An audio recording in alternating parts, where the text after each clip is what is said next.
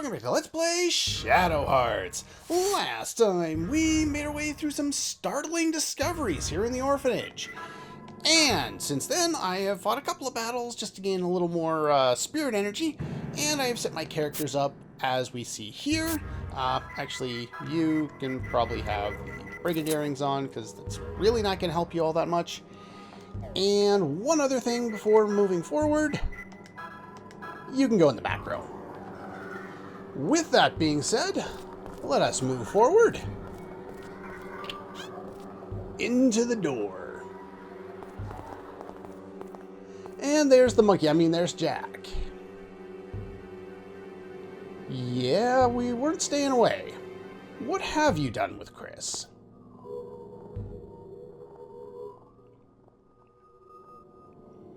An essential resource for your upcoming experiment. I'm sure she's well taken care of for the moment.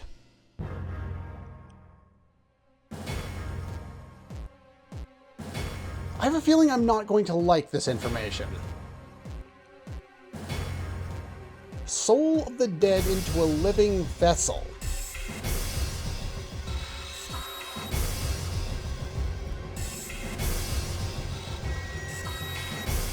The brilliance of bringing back the dead. I think we had a whole anime series on why this is not a good idea. It's called Full Metal Alchemist. Go watch it. I don't know what you've just revealed. It wasn't really much of a revelation. I see a circular thing and some steps. I have no idea what exactly it is.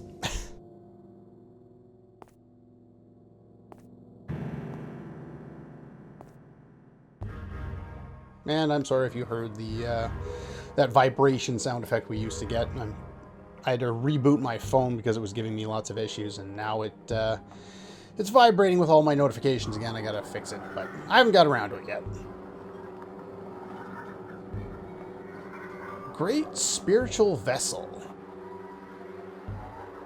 Well, she kinda seems drunk. To awaken your mother. Yeah, we heard kind of all about your story last time, didn't we?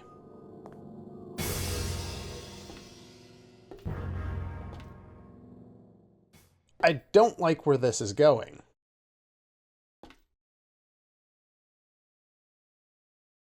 Oh, so it's just hypnotism. She's not drunk. Basically just as bad, though. Right, you and your mysterious power.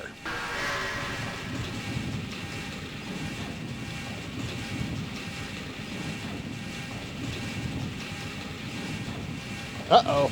Yeah, you're going a little bit too far here, buddy.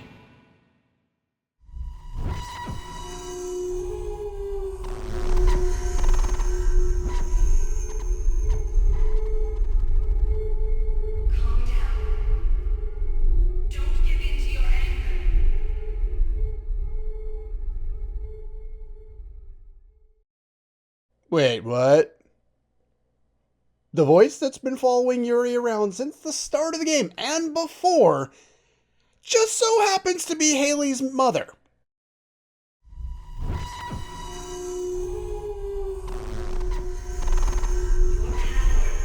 Is not for your own use.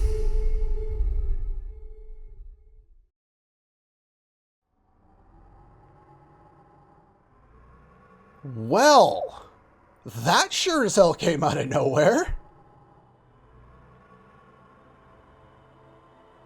Yeah, that's right. We haven't really been getting that lately. And the reason why Yuri collapses every time that happens, I guess it's a big strain on his mind to, be in communication with Haley's mother, apparently.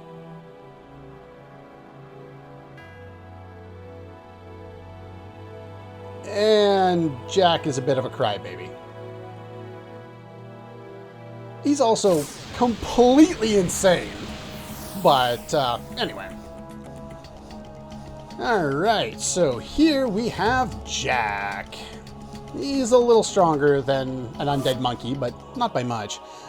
So 2500 HP, he is water-based. One of the things I have set up for this fight is the Zodiac bracelets, or the crucifix, to protect against his ability to do paralysis. Since he's water-based, Ifrit is most certainly the way to go. Want to get kind of a high amount of damage in pretty quickly here, so we're going to go for Ignition.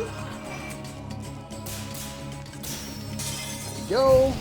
Get our strength up there as quickly as we can. Now, one thing is, don't go all out on Jack. There's a specific reason for it, but I won't let you know what it is until we see it. Water damage, earth damage, wind damage, none of these really do all that much, so he's kind of stuck in the back row.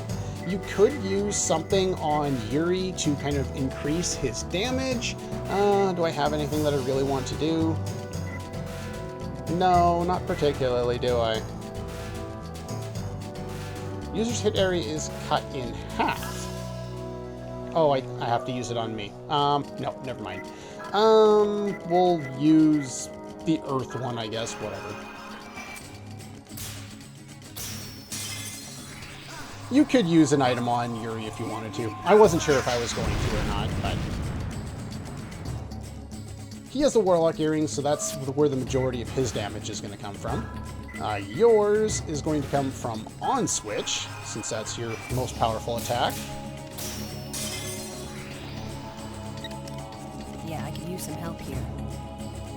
Other than his ability to use paralysis, he can use a Theraseed to heal himself, and he can also use a basic slash attack, none of which are particularly deadly.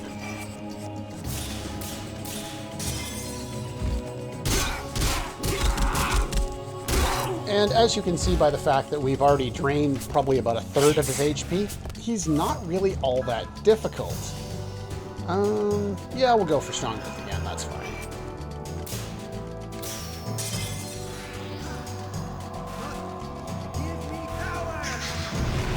After this round, I will probably stop using the special attacks that my characters have. In fact, Margaret's going to stop now, unfortunately, because she just doesn't have that much MP. Her damage is not particularly high, but Yuri's going to be doing the bulk of the heavy lifting in this fight anyway, so he can deal almost 500 damage per round. Yeah, he uses a Theraseed, which, as we've seen in the past, really isn't all that great. Oh, I actually got perfect on Haley's ring. That rarely happens. But yeah, they're doing way less damage because they're in the back row. Oopsies. But that's not a big deal. Yuri can kind of clean up for the rest of them there. As you can see, nothing too outstanding with that fight. Alright, we get a Seal of Speed, which is very nice. Everyone gains a level. And pretty much, even if you don't do any battling outside, Haley will probably learn Airshot by the end of this fight.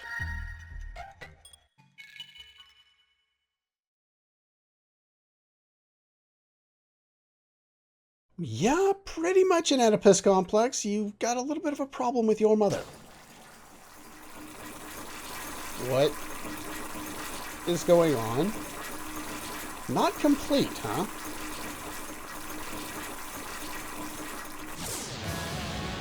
This is why I said that you don't want to pretty much go all out in the previous fight, because this is the real deal. And pretty much the game designs it so that Haley learns Airshot by the time we get to this boss fight, because this is the real one. 3,500 HP, we have Mammon. Mammon is Earth-based and has the ability to use Petrify. And that's why we have the Zodiac bracelets on. In addition to protecting against paralysis from Jack, we get protection against Petrify from this guy. Or girl, I would suppose. Now, there's going to be a little bit of a slight variation in this boss fight. We're going to go with Baldo.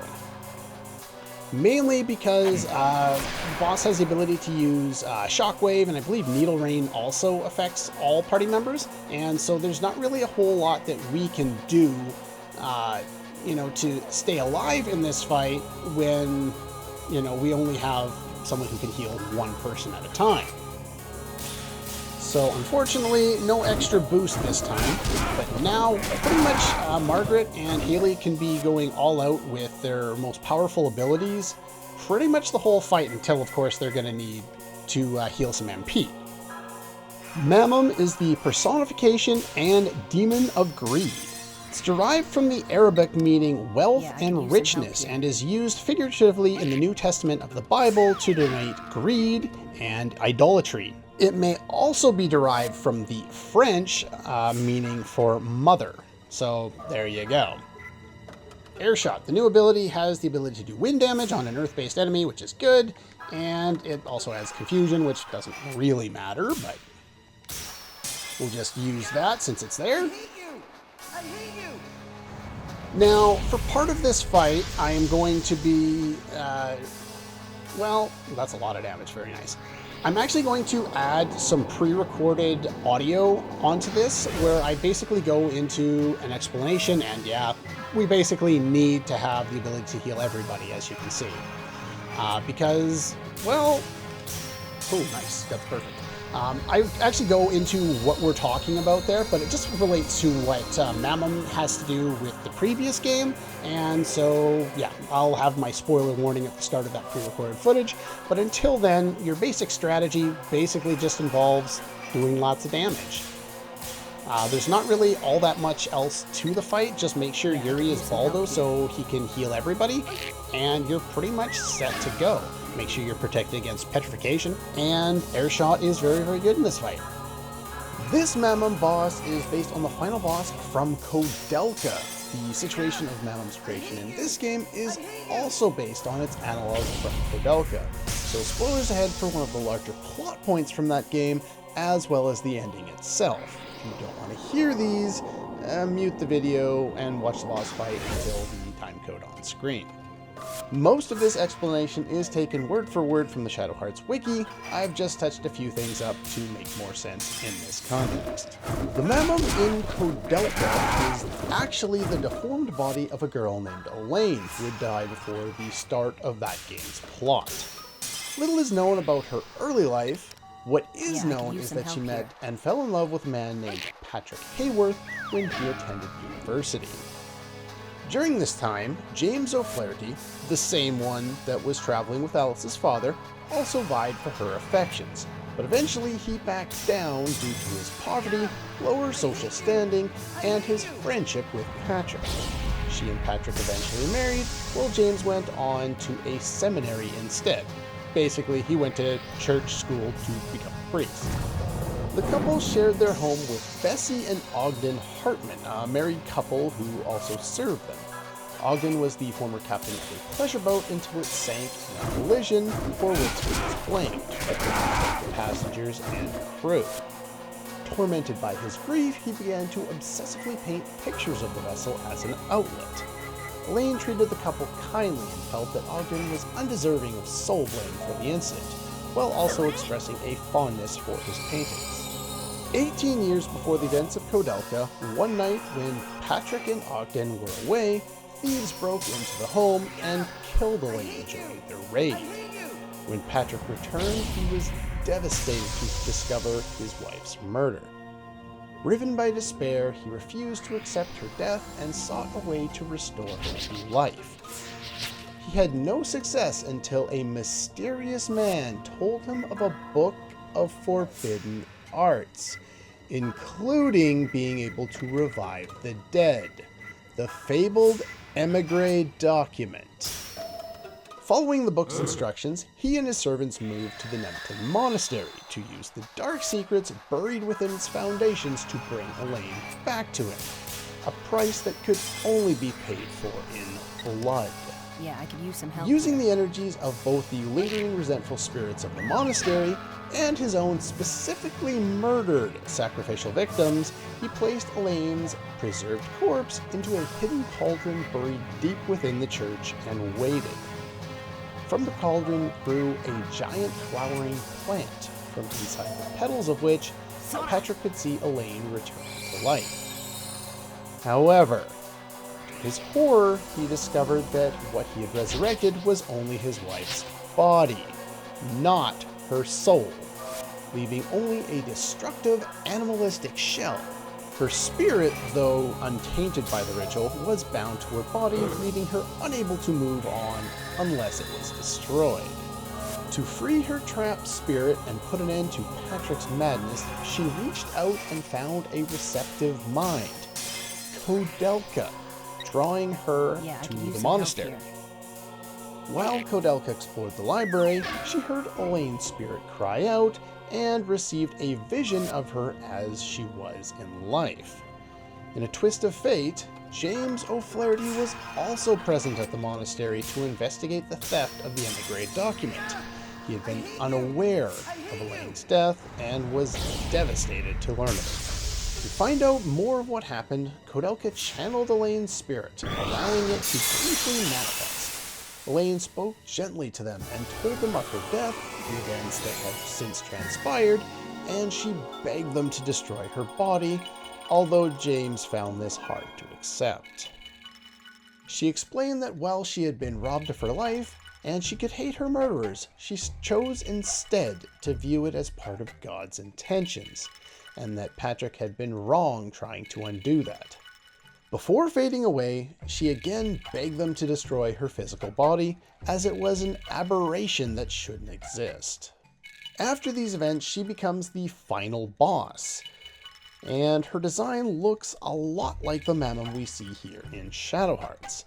Saying any more would basically flat out say what happens in the ending, and since it's not really going to help us understand kind of the parallels between the two, there's no real reason to just flat out spoil certain things about the ending from Koudelka. However, we can see from the parallel events someone trying to resurrect a lost loved one, a mysterious person giving them the emigre document. We can see the parallels between the two events, and what they've basically done here is they've given us Koudelka's plot in very, very short form here in Shadow Hearts to give us a better understanding of what has happened before in this world. Alright, sorry for the cut there. I'm playing around with this in editing. I have no idea how long the boss fight ended up going. I didn't keep track of it. I saw someone on YouTube took 10 minutes at the boss fight, so I figured I had lots of time, but I don't think this boss fight took me 10 minutes. Anyway, for defeating her, we get the demon earrings, crap tons of experience, and crap tons of cash. The monk earrings, pretty much you want those on your side characters for most of the rest of the game, well, the ones that aren't Yuri, just so that they can keep up in terms of levels with Yuri, because when they're not in the party, Yuri obviously is in the party, and he continues to gain experience. So the only way they can keep up is with the monk earrings. So that's a really good choice to have on there. And we get, our Earth experience for doing that.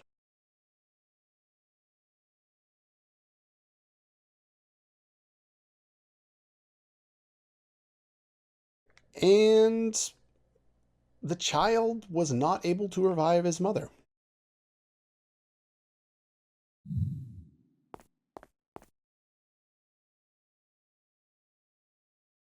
Not really the same.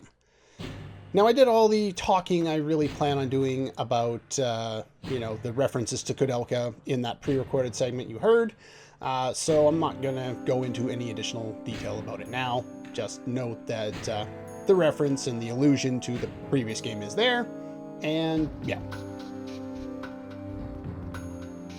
And the voice is Haley's mother, huh?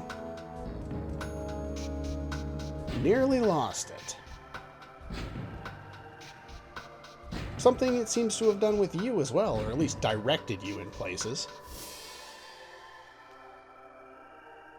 Positive, huh?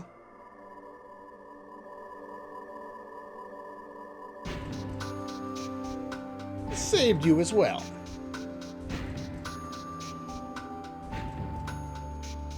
Oh yeah, we did hear that. Okay. That might make sense. No. Why would we think you're a monster? Oh yeah, right. He fuses with monsters. different abilities for most. Yeah, if you look around here, we have a person who has been called Demonize, you know, Alice. We have a vampire. We have a guy who fuses with monsters, who is literally a monster.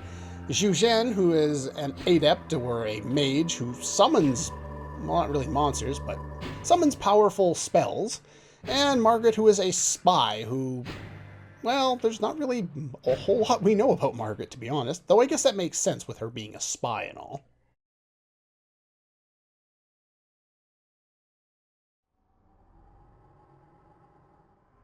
My mother told me that too. That she and I are people like anyone else. It's just that, when we were born, God gave us some powers that are a little different. But that's not the way those guys saw it. The Friar Knights of the Inquisition decided from the start that my mother was a witch. And they locked her up in a mental hospital. All my mother did was to use her special powers to help people who were possessed by ghosts. Or to cure people who were hurt. She didn't fight back at all. Because they threatened to kill me if she did. They weren't my mother's enemies at all. It was all because of me. All because of me.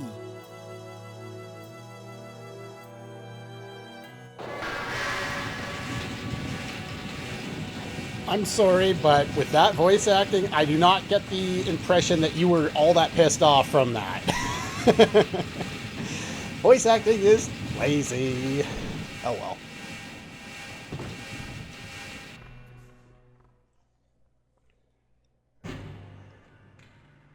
It is an amazing power, isn't it? Though he doesn't seem to have proper control.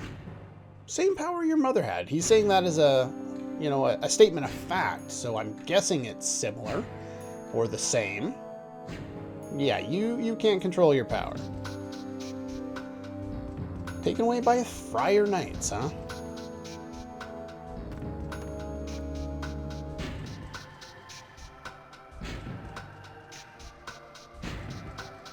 There is still such a thing. What's an Inquisition? Religious tribunal formed to stomp out heresy in the 11th century. Yeah, probably most of them.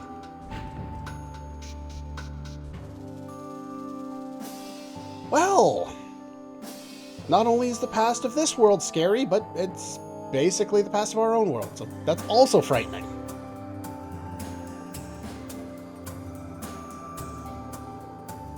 Took your mother, huh?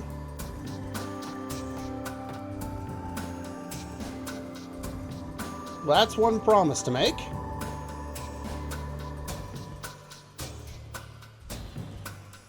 Where does this come from? Somebody explain this to me, because this gets repeated in this game. Thou has not won even once. Is that a reference that I'm completely missing? Because they repeat it in this game, and I don't get it. Yeah, it said she was taken to a mental hospital. You've tried breaking in. We don't know where Cardinal Simon is right now. Seems like we know where to go next. Let's do a little side thing for our friend Haley here. Let's get his mother back. I'm sure that'll make Yuri happy too. Anyway, now rescue children are all in the basements. I haven't asked yet. But yeah, you can actually talk to the people now and switch up your party this way if you want to. I will switch up my party on my own time. I think we have Alice by default for some reason. I think Margaret is downstairs with the children's. Before we do anything else, I'm going to do a quick save, and then we're going to talk to you, specifically with Haley in our party. They won't come here anymore. You're not using that slingshot. Could we borrow it? Now, I never mentioned it up until now because we don't really go to a lot of shops, but do not sell his initial equipped. If you remember when we were looking at it earlier, it said it needed some kind of training. Well, they want to, I guess, train with it or something.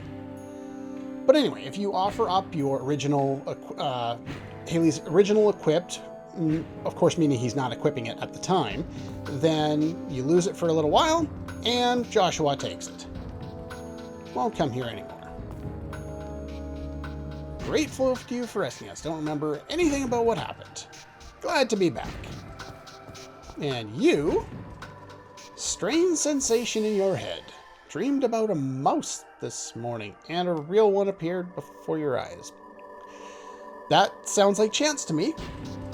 It's a strange power. You dreamt of a mouse and you saw a mouse. I don't think that's a power. I think that's called coincidence. Doesn't believe you. I don't really believe you either. I think you're full of crap. But anyway, we now have access. I don't know where Margaret is actually off the top of my head. I thought she was downstairs with the kids, but I guess not. Yeah, we now have access to another area, the mental hospital. And in order to go there and do that, I would like to reset up my party. But that's pretty much all the time we have for today. Maywan is here if you want to adjust your party while you're here. We still have... Haley is required for now, but Margaret is not. So we can switch up our characters. In fact, I think I'll use Yu Zhen since he's my lowest level. That's probably a good idea. I'll think about it. I don't know what characters are best against what bosses going forward, but anyway, that's pretty much all for this one, and I'll see you guys next time.